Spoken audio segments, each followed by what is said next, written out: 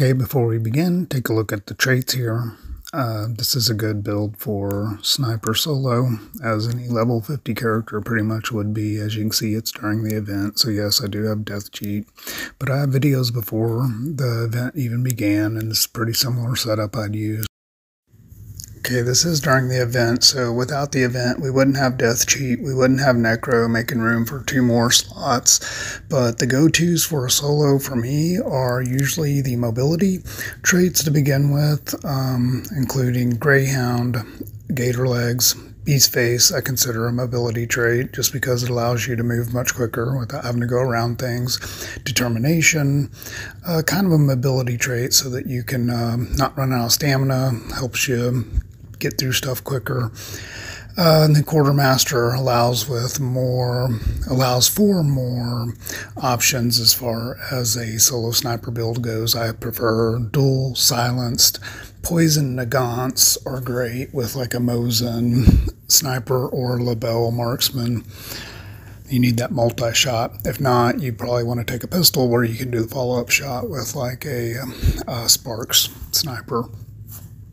But after that, yeah, it's pretty much like what you want to choose. I kind of go for stealth traits after that, and then health traits, actually, I kind of go for last, like Doctor and Physician.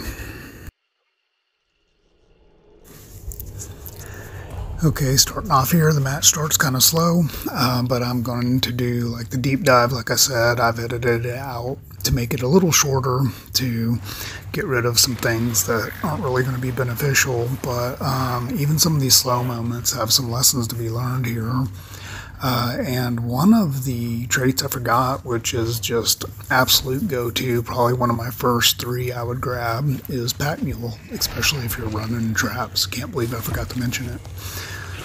But I will explain here in a second a little more. But anyway, I'm trying to hurry up and go for the clues so that I can take advantage of Conduit before somebody pops the bounty early on if they happen to spawn there.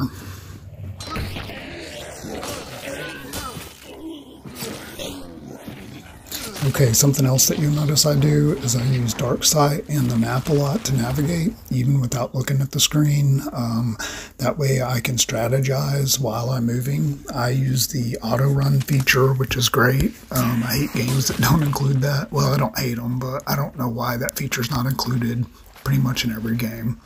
But it would make Hunt a lot less enjoyable.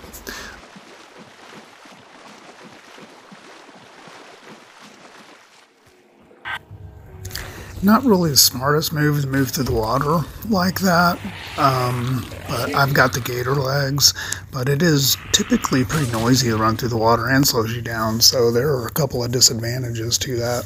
You'll also see that I'm using the heavy knife here. I was running the dual silence poison Nagant, so I didn't really need to worry about the knuckles because it just melts through things like immolators, one shot. I mean, even the water devils, one shot, bam. But I forgot to bring them this time, and I forgot to switch to knuckles, so it's kind of a mistake on my part, but I can work with it, especially with Conduit and stamina shots. You can use your 3-slot weapon, as long as it's not bladed, to deal with the emulators if you need to. So anyway, it worked out well in this match, but I think I switched back after this one. By the way, I'm still using this character after the event. He's still alive and well. You can believe this or not, but this character has probably survived, I'm not exaggerating, at least 30 matches.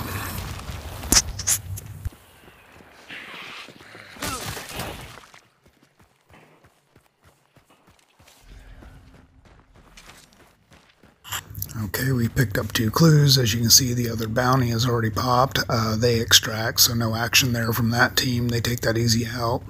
I've got conduit, and now I am maneuvering my way to the supply point. And here's why pack mule strategy here. Do not use any of your shots, like stamina shot or anything. It will throw this off. But with pack mule, I can lay down 2 traps, as you see here. Bam, bam. Wish the traps went down a little easier, and bam, I get both those traps back. So if you use one item, it will throw that off. So I try to trap up the things I'm going to trap up first, and then use my stamina shots, things like that, if I need them later in the match.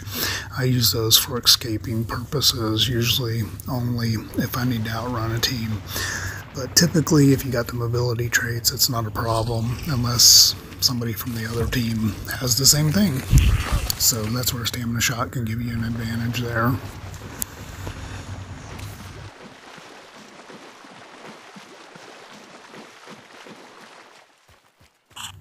Alright, I think that there was a team making some noise to the south of me. I don't know if we've heard them yet here. I'm doing my voiceover, but sticking to the bushes and on the side of this hill is a great area to kind of move stealthily.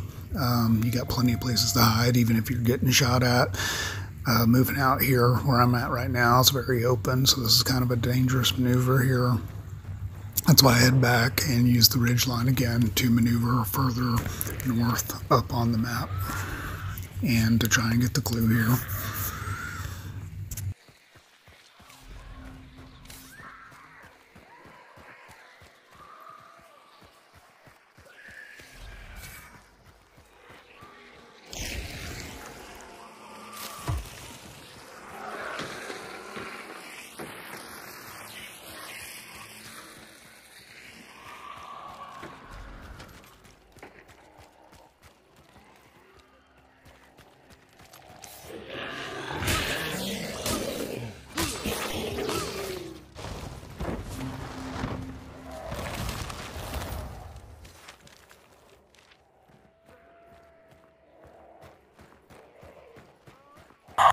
Okay, we have all 3 of the clues now, but we kind of already knew where the boss was, I think, because we heard some shots earlier, so there it goes anyway. They pop it, but at least we got all of our clues so that we maximized our conduit usage.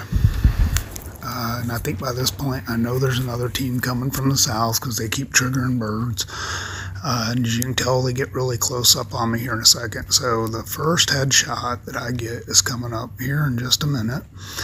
The team from the south comes from the southwest at me, so it's kind of a close moment. I had to really kind of judge that, but I took the risk, and you'll see right here.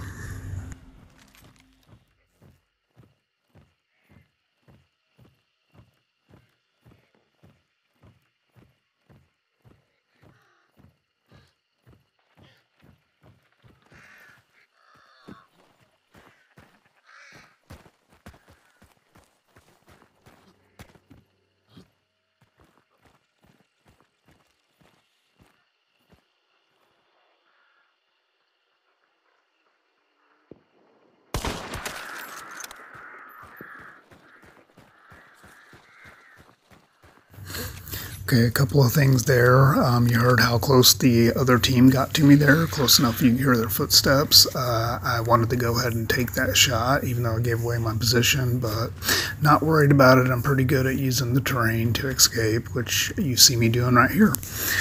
So pay attention to my movement. You can see why Beast Face was beneficial back there, because I got really close to those birds, using the terrain to my advantage.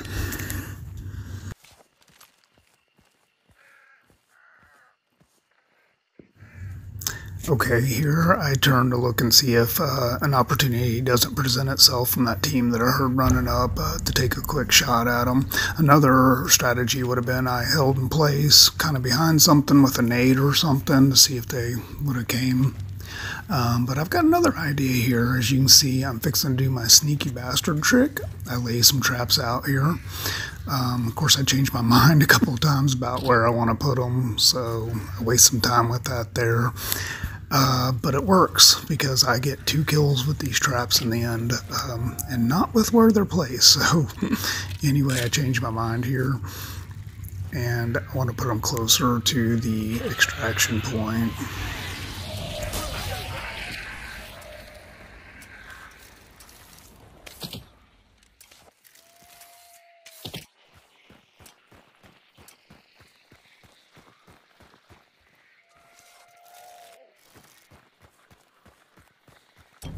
All right, what's also going through my mind here as I'm doing this, I was literally thinking this, is that, okay, well, if the other team got close enough, I would hear the alarm from the horses.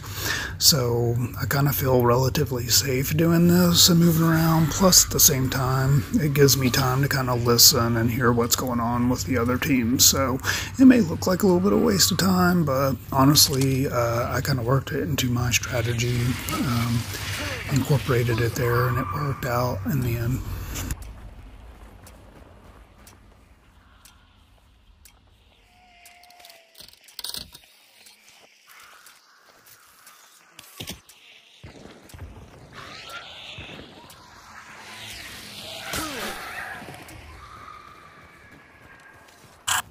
Okay, I want to keep that hive from setting off my traps, making a waste of a trap. Now I think that they're battling a little bit over here, so now's my time to move in and see if we can't get some more sniper kills.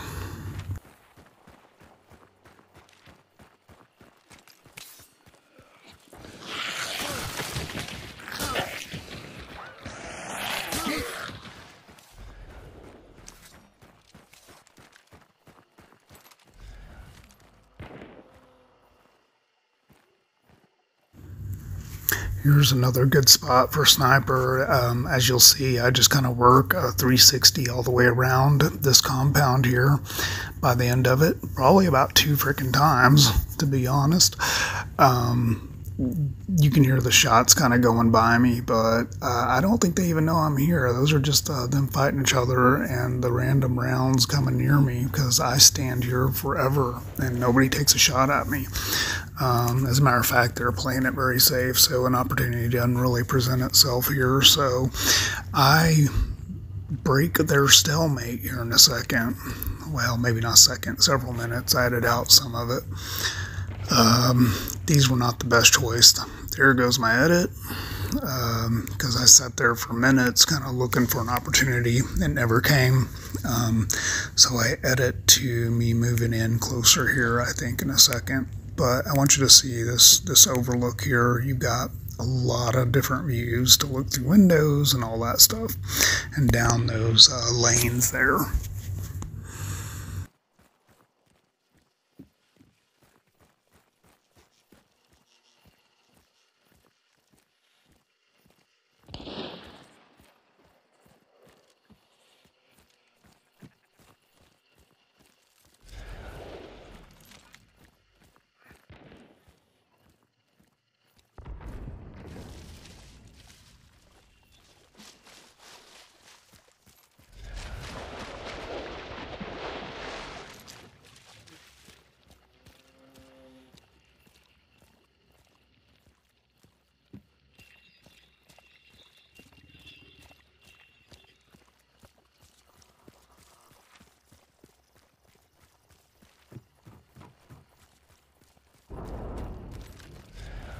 Okay, by this point, I'd figure out that both of the teams are in 2 different buildings trading shots with each other. They're both playing it very safe, not very aggressively at all. I mean, this turned into like a stalemate for like 10 minutes by this point that I edited out.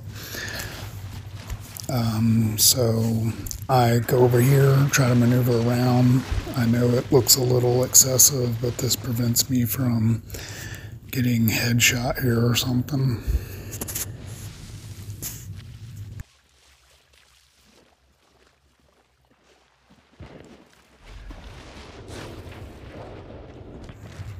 At this point, I'm trying to figure out what they're doing still, and I move back up here, realize that they're still playing it really safe. So I try to get another angle on the windows, which I do in here just a second, and it works out really well.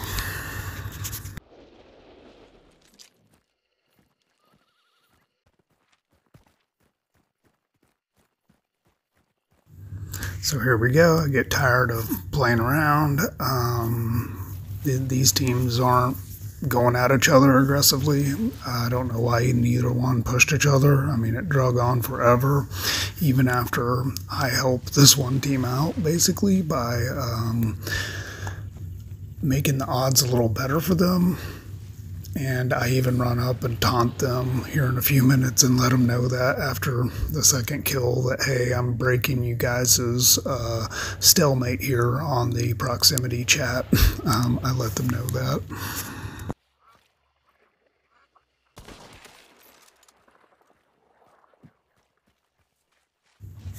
Okay, I could camp the body there, but given my position away, I don't know where every team member, there's two different teams, there's just too many different people that could take shots at me that could be sitting outside there by now. But I end up pretty much going back to the same position, and they're playing so cautious, the guy hadn't got the res yet, and so I get the follow-up shot here.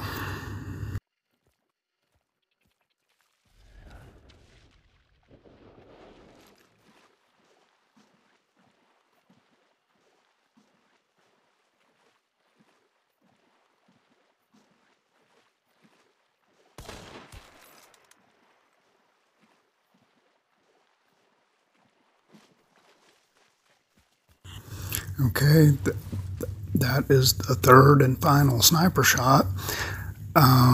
But what's going on here? This is a very dangerous area, flat, open, being out in the water slows you down. So I'm taking a very wide rotation to the south here because I have been shot too many times in that water and learned my lesson. As a matter of fact, I took a pretty good risk just going out to that point that I did. But again, these teams were just pretty awful, to be honest.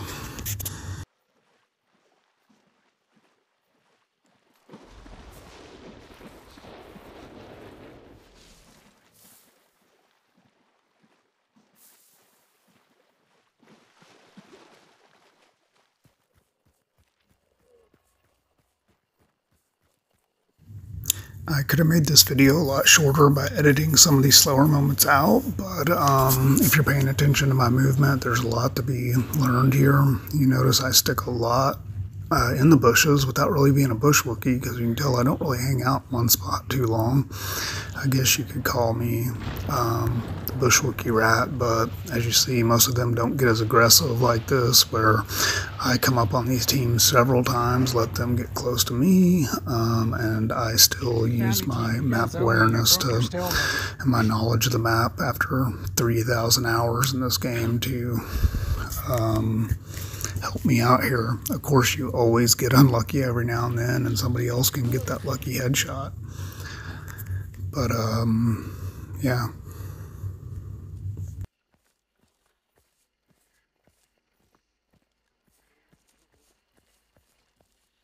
So now I'm back over on the west side of the compound where we began earlier, and I got my first headshot, you know, just over to the northwest of here on that bridge. All right, well, there's this guy, kind of missed some opportunities. He knows I'm there, takes off running. So I decide to put my picture in play here. I have the picture perk and go, screw it, I'm going to try to get a nade kill. Kill doesn't happen. I do get a hit marker, but that's about it. At least I put the fear of God in them.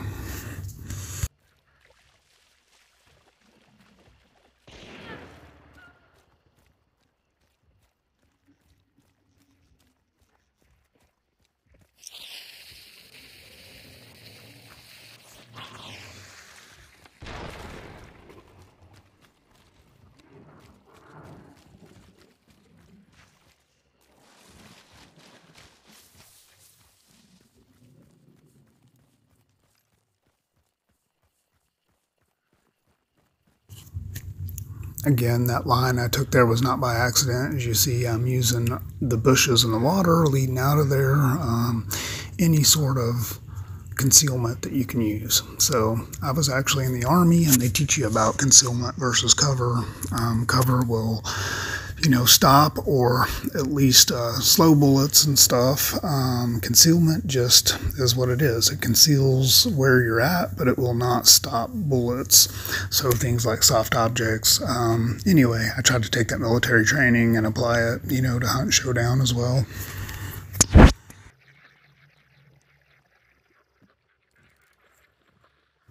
So as a sniper, you're usually far enough off that you don't have to worry about being too stealth up close, but with a level 50 sniper, yeah, you can take advantage of some of those other traits. I'm drawing a blank right now, but the kitty cat trait that allows you to walk up ladders silently and jump around silently. See some pretty creative uses of that even in team matches that people move around.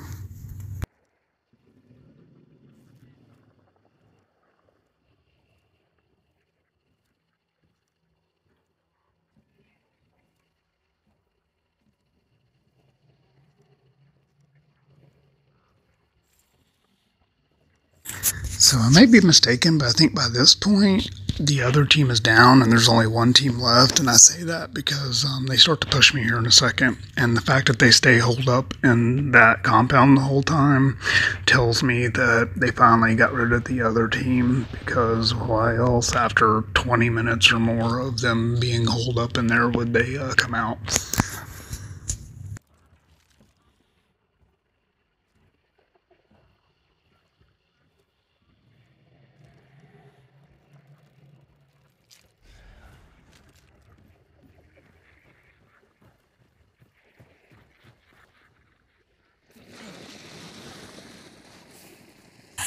So I heard them coming, knowing that they're not playing around now.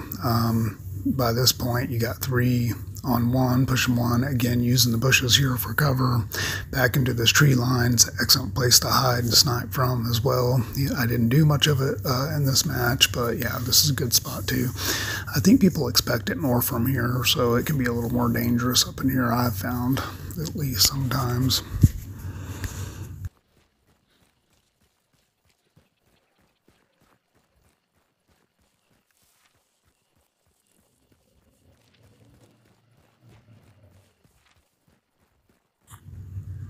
So as you can see by the lightning strikes, the team is trying to push me. I say trying because I'm already long gone from them. I don't know if they got some dark sight by searching dead bodies, but I'm assuming they did, because they kind of tracked me for a little bit, but then they lose track of me, and then they head for the extraction there that I trapped up earlier. And it's worth watching because I do have some unique strategies that I use. Maybe they're not unique, but I've never really seen anybody else use them. Where a couple of things. A team's either going to chase you, or what most of them do nowadays is they do not mess around with solos. It's just not worth it to take that chance of dying just for one person getting a kill. And so I take advantage of this, and I try to drive them into my traps here and create some chaos.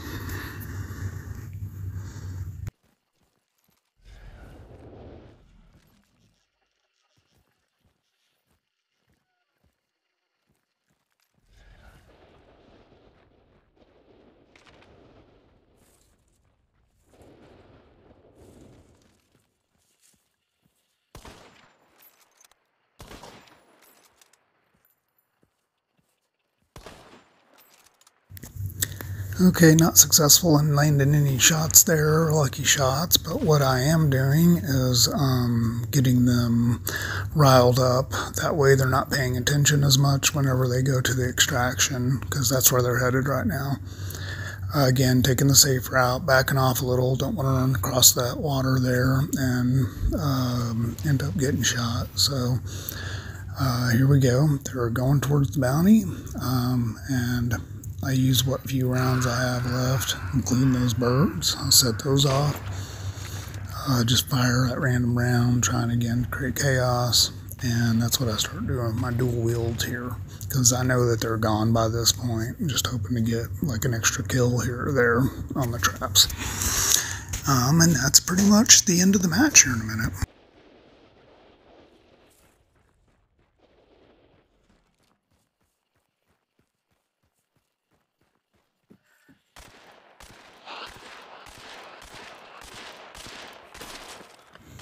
So I picked this match even though I had some higher kill ones solo. As a matter of fact, right before this, I got 13 kills as a solo, which I think is a record for me. But for one, I didn't record the match. I did record the end of it to capture the evidence of my kills, so I do have that.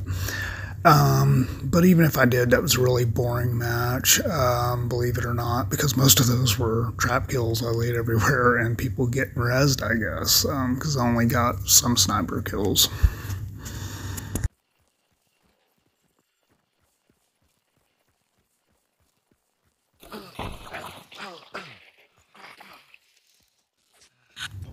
Sneaky little beeholes. Lucky that wasn't a death trap, but you can see my traps are set off, at least that one there. The other one wasn't. I guess they were trying to get a little payback there on me. Luckily it didn't work out for them. And you can stay till the end and watch the after action report here. I always try to get a little practice shooting in. I mean, you don't get enough trigger time in Hunt because you got to remain stealth so much, so that's what I'm doing here. This isn't just playing around, in my opinion.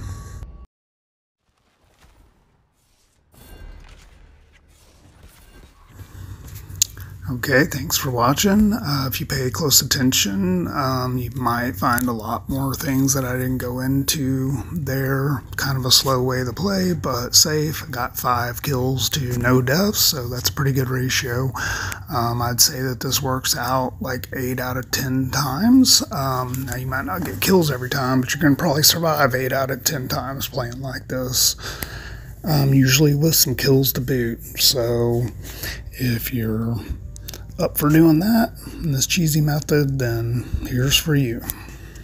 Not the best people I was up against here, and you could tell that.